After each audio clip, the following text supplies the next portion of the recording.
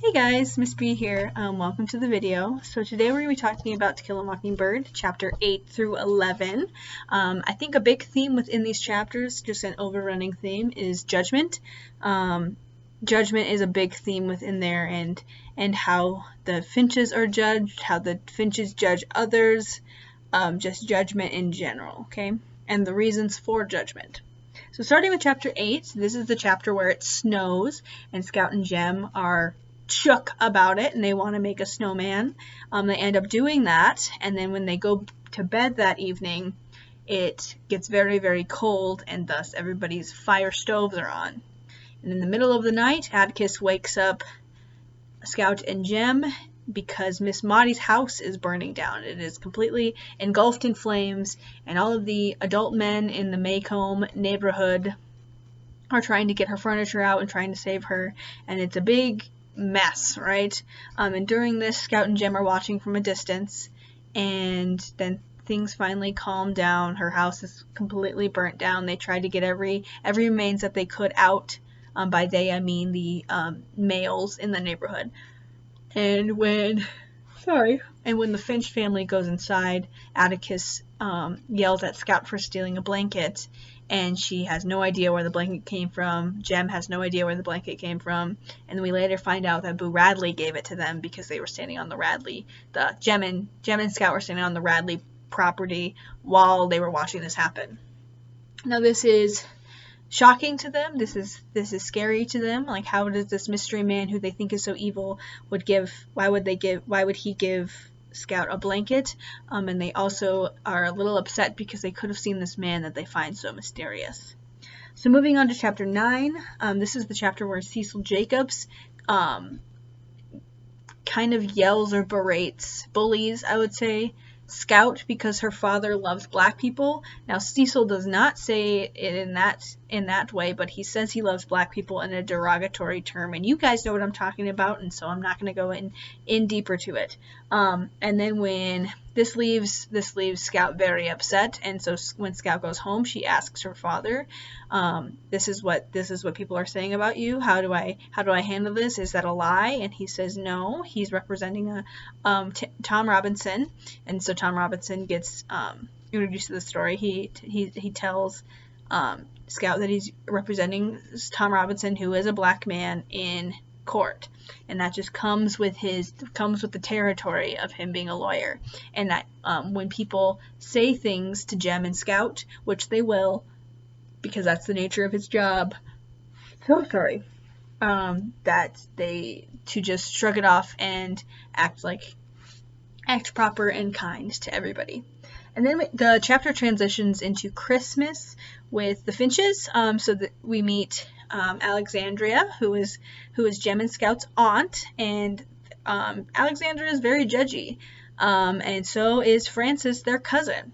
By there, I mean Scout and Jem's cousin, both very, very judgy. We also get a better introduction to Jack Finch, who is the brother of Atticus Finch, and kind of just that side of the family. And so the idea of Atticus representing a black person also gets brought up at Christmas, and is also judged and berated at Christmas. They're in a altercation, I would say, between Frances and Scout. Frances, in the same terms that Cecil used, says that your father loves black people in a very derogatory, in a mean and bullying type of tone, and Scout can't handle it, and she punches him in the face, and then gets in big trouble. And then when Jack Finch, her uncle, asks why, she finally tells him why. After saying she hates him and will never talk to him again, she immediately talks to him again and tells him why she punched Frances, and he understands.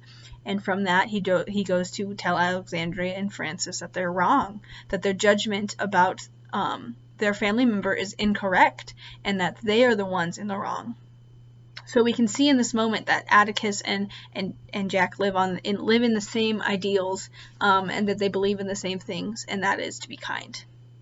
And then later we Scout eavesdrops in a conversation between Jack and Atticus, and she finds out that Tom Robinson is a member of the church that Calpurnia goes to, and that's how he got connected to this case, and that he thinks that there's no chance. It's Tom Robinson against one of the Ewells, who we meet earlier in the book, and it's their word against his. And unfortunately, in that time, in that society, there was just no chance. And he says that he, as a lawyer, you always have that one case that will affect you, and this one is his, and that upsets him, and he is upset about the case. Moving on to chapter 10, this is when the Maycomb community, the Maycomb neighborhood, is playing a game of football together on a warm Alabama day, and there's a mad dog roaming, and oh my goodness gracious, I'm sorry guys. And there's a mad dog roaming, and basically what happens is they say, Atticus, you shoot him. Here's a gun. Shoot him. And Atticus shoots him one shot and kills him. And then before he shoots the dog, he is the same old Atticus. He's, kind, doesn't want to play football with the people. He's too proper for that. Or maybe, I don't think he's condescending. I just think that's just not his scene, is to play football with everybody. And then he kills the dog, and then immediately he goes back to this kind and well-wishing man that he was. And Jem and Scout are like, what is going on with this guy? Dad, what the heck? Didn't know you could do that. Never heard of you being a hunter before. And then they talk to Miss Maudie about it. And Miss Maudie says, maybe I can tell you, said Miss Maudie. Oh, this is on, by the way, page 130, right here in the book, if you have it. And it starts with, maybe I can tell you. All right. Maybe I can tell you, said Miss Maudie. If your father's anything, he's civilized in his heart. Marksmanship's a gift of God, a talent.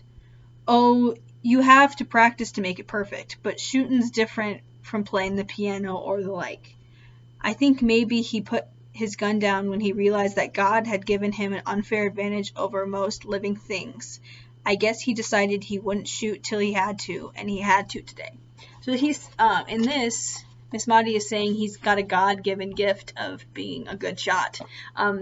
They often refer to him in these couple pages after he shoots him as old one shot. Oh my goodness gracious. They keep calling him old one shot. So apparently he's really good at shooting guns, and he just doesn't. But one line that I think is really interesting, one thing that I would highlight, again, these are hidden, these are embedded in a text, is I think maybe he put his gun down when he realized that God had given him an unfair advantage over most living things. So to me, that brought up the idea of privilege. And I believe we'll be talking about that a little bit more within the book. But this idea of the privilege you're given at birth, and a God-given gift would be a privilege given to you at birth, right? Being a good marksmanship, that's a privilege, right? And by privilege, I mean you can have it, you don't have to use it. Sometimes you inevitably use it, and we'll be playing with that idea a little bit more. Okay, moving on to chapter 11, the last chapter in our little group. We meet Miss DeBose.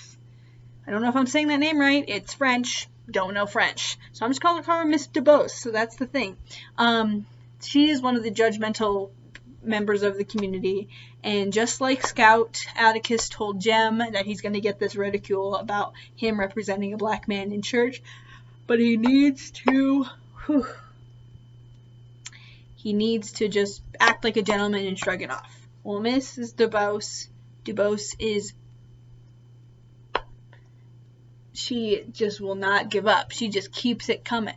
And she thinks because the Finch children do not have a mother, that they're rowdy and uncivilized, and it'll never work out for them, and they're going to work in restaurants, and that's really all they can do. And then when she catches wind that Atticus is representing a black man, she does not let up on Jem whatsoever.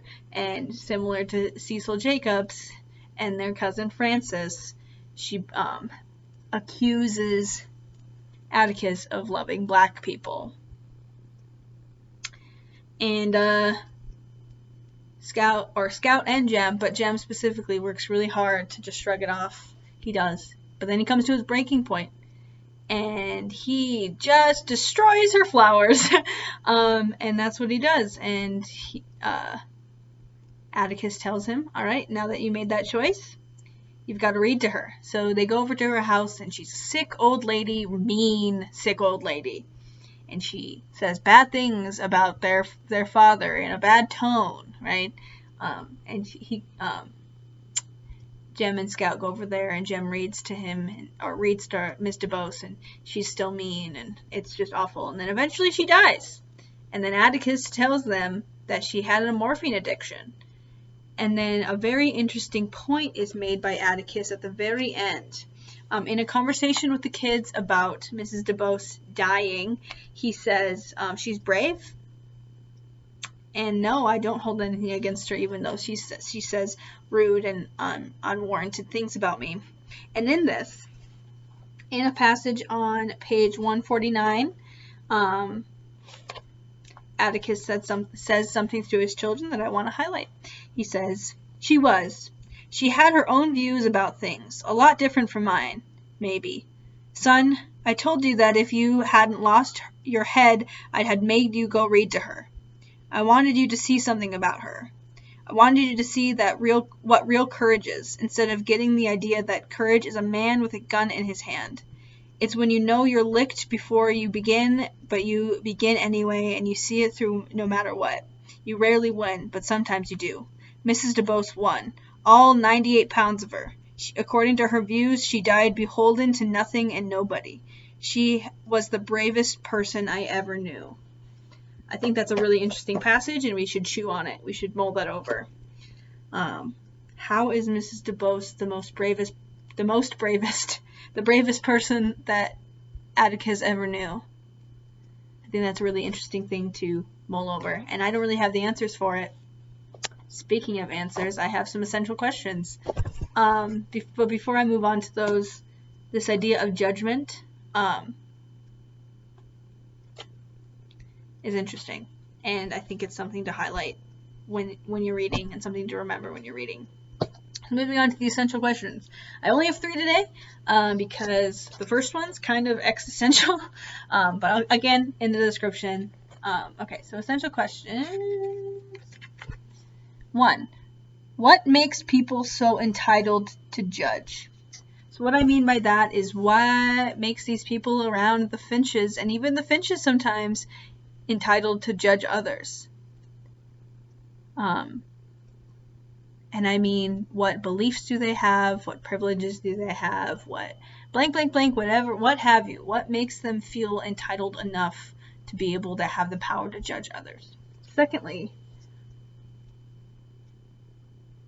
why does Atticus take the case? In it, he mentions his apprehensions towards it. Why does he take the case for Tom Robinson? I mean, we could say, well, it's because he has a good relationship with Calpurnia, and Calpurnia asked him to. That would be the easy question. But I think that I don't think this question is a puddle. I think it's more of a pond. And so that was so cheesy. I'm so sorry, guys. Moving forward with it, though. And my point is, I don't think it's that shallow. I think it's deeper than that. And so think about that. Third, why do they call their father Atticus? Don't have an answer to that. Why do they do that? I want to know. Okay, so those are my essential questions for today. Now I have, before I move on to the song of the day and the advice of the day, I want to remind you guys, fill out that there's a huge extra credit opportunity. Fill out that extra credit Google form, as well as the Google form I just posted on PLANBOOK. The first Google form asks for your availability. The second one is just a pre-assessment for that. And right now I have a tentative, the first out of maybe 2 or 3 at the very, very most is what I'm going to do. The first out of those, I have the first Zoom meeting, which will get you 25 extra credit points if you do the 2 Google forms and go to one of these meetings and participate in it. That's 25 points just off the top, just for you showing up and representing for me. and that the first one is at 11 a.m. this Monday, March 30th. I'm going to say it one more time. 11 a.m. Monday, March 30th is when the first one's going to be. So please tell your friends if they don't know about it. Tell your friends. Please show up. We're going to have some fun. It's only going to be like 30-40 minutes of your time, and then the rest, and that's it. That's all you got to do. So please let me know if you need anything to help. I've posted today. I posted a Zoom tutorial. I've also linked the Google Forms on the new videos in PLANBOOK. I've linked them in the Zoom video.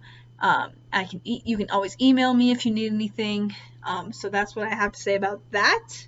And then the song of the day today is, drum roll please, You Are the Best Thing by LaMontagne. I will put it in the description like I did last time. And my advice of the day, do a couple jumping jacks. And by a couple, I mean like 20. Do 20 jumping jacks. Get your blood flowing. Have some fun. Dance a little. I guess jumping jacks, you can do those quickly, and it'll just get your heart rate up a little bit, and it'll be good. Anyway, so that's my advice for the day. And also, here's my sweatshirt again. It's a really good sweatshirt. I'm really excited about it. Okay, that's all today. You guys are awesome, and thank you for working so hard. And thank you for the people who've already reached out to me via email and other devices of communication. I really appreciate it. And seriously, I'm here all the time for you guys, okay? I want you guys to learn and grow through this weird time. So that's why I do this. All right. See you later, guys. Have a good weekend.